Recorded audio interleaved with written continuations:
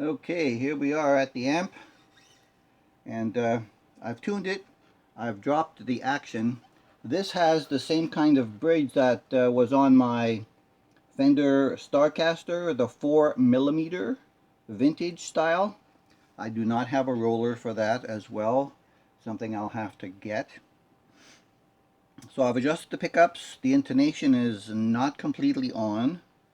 Um, the While I was doing this, I noticed that the fretboard was quite dry, but it's very nice. It's supposed to be rosewood. The inlays are perfect. There's not a gap or anything around them. I haven't adjusted the truss rod. The cover's still on it. But what I wanted to show you was, look at that in the back, full-size pots and a plug that connects the switch to the back end, and then all the wiring is done on the second side of the plug. So full-size pots, unbranded. They feel really good tension. And they're two-wire pickups, of course. Now, the problem that I'm having with this is that these knobs are quite slick. They're pretty on this guitar.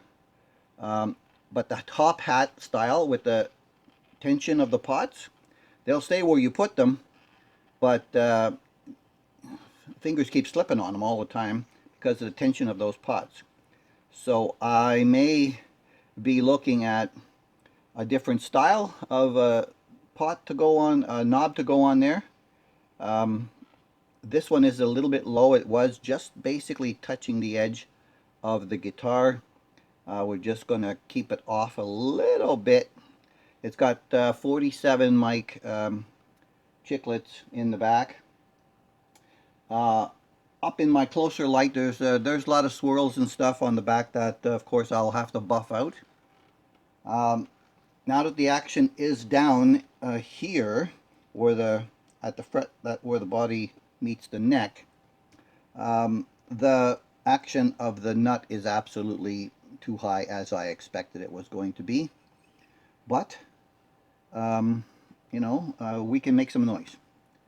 The the tuners have the nicer covers on them, as opposed to the cheapy aluminum looking ones. These have the chromed covers. They're nicer. The tuners are fairly good. There's a tiny little bit of reverse. I wouldn't say it's slop, but a lag, a tiny lag in the down tuning. So you've got to go a little bit further and then come back up again than normal, with a really positive gear.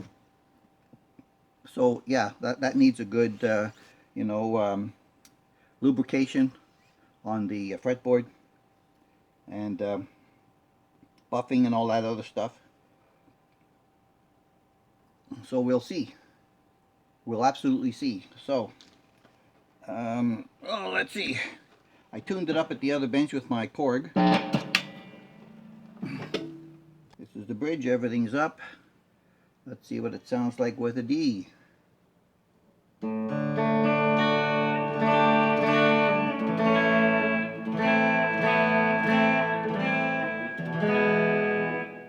It's not terrible.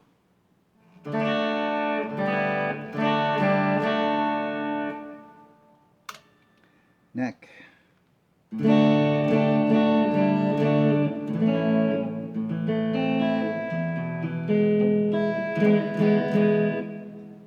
That's not terrible.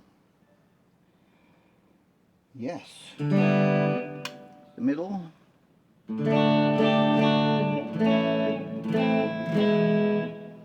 Not terrible. Wow. I'm surprised at the pickups. Not terrible. So, there needs to be some work parts ordered. I'll make a decision on the pickups. Definitely that has to come off, the pick guard. Um,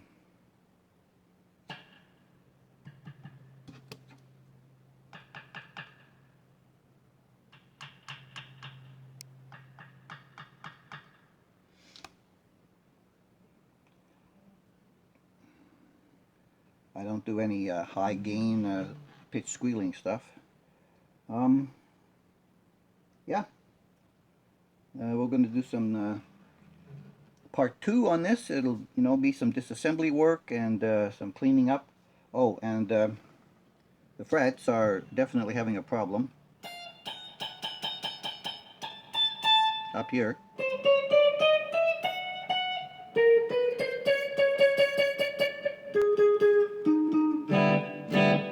So there's going to be some fret work.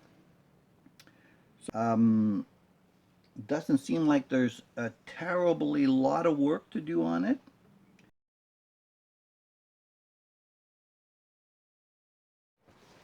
I'm just about to start on the frets, and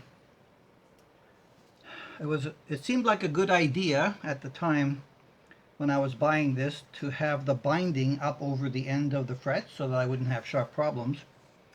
However, now that I'm getting ready to level the frets, and I have a lot of choking up here, I'm realizing that, yeah, when you run that sanding, board back and forth, not buggering up the binding on the end of those frets can be challenging, I think. So what I've done is I've taken some tape and I've just put it over the edge of the binding at the edge of the frets on both sides before I put the tape between the frets, and try to keep the sanding board between that bit of tape. We'll see how it goes. Now, what I've done up to this point is this. I had to put a new nut because I almost saved the nut that was on there, but because there were a few strings binding, if you remember from part 1, by the time I got in there to take the binding out by, slotting it properly, then they were too low. I mean, the whole nut was cut too deep anyway. They also didn't have a very nice cavity here underneath the truss rod cover. It was gouged pretty badly over here, and they had covered it with matte black paint. So I covered it with a gloss paint.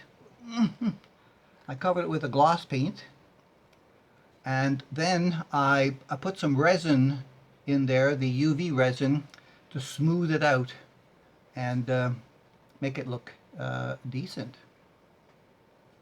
So that's done. The back of the headstock, I've did my best to darken that false information about made in the USA. I may be able to do something about covering up the tail end of the G.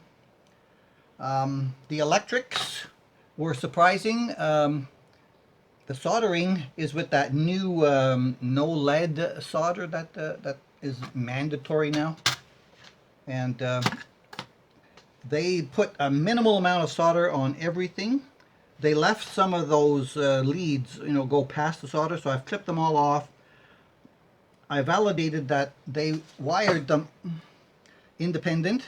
The volumes are independent, so I didn't have to do anything with that. So I'm leaving the pots. I looked at the capacitors. They are 22s, which is what I would have wanted to put in.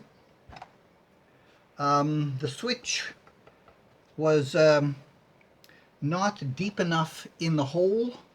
There was a bit of a lump on the back side, which I used my chisel to go in there and clean out so that I could get a good bite with this furled nut on the front, so it works good now. A roller bridge has been ordered. What else? Let's see. I wish they would have put matching colored covers on the back instead of black. With the cream, I think it would have been cream binding and the cream black back covers, but they put black back covers on it. Doesn't affect the playability. The pickups themselves are really decent. This one is like an 1157K and this one is a 10.53K. So there's a decent output on those. and they sound pretty good. So with the factory strings, the way it was, so now hopefully they're going to sound even better when I get the Dario strings on there and this is all worked out properly. So that's where I'm going. Time to do a taping job. Wish me luck. Okie dokie, peoples. I got the fretboard done. And the tape on the edge seemed to work fairly well. Not damaging that binding. Still a little bit of oil. And that's okay because now I'll let that bleed out as necessary and moving back to bench 2 to do the compound and buffing with the polish.